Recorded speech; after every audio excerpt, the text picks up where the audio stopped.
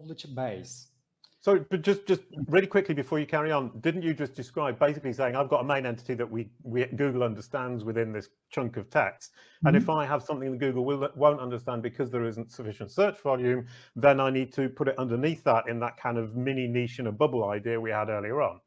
Yes, you can cluster them within the same page at the same time, because most of the time I try to create less pages, and I do it because I try to improve the value per web page, and also it comes from a little bit.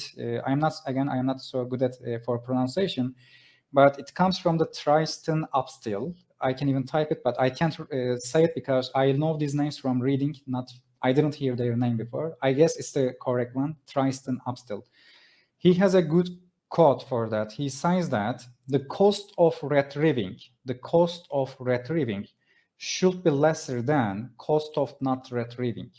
So they actually define two different costs there, cost of indexing and cost of not indexing. They are able to actually calculate a kind of possibility that if we don't index this web page, or if we don't care about this web page, what will be the cost there?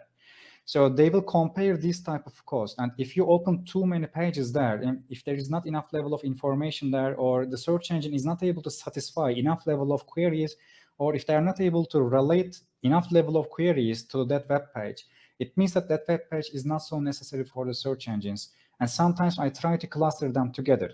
This thing is not so relevant for the news industry. In the news industry, even if there is not so much demand, actually covering that topic with a different news article is actually a little bit better in this context, because in the news SEO, it's not just about entities, it's also about breaking news score and also being able to give enough level of unique sentences or unique articles in a fastest way.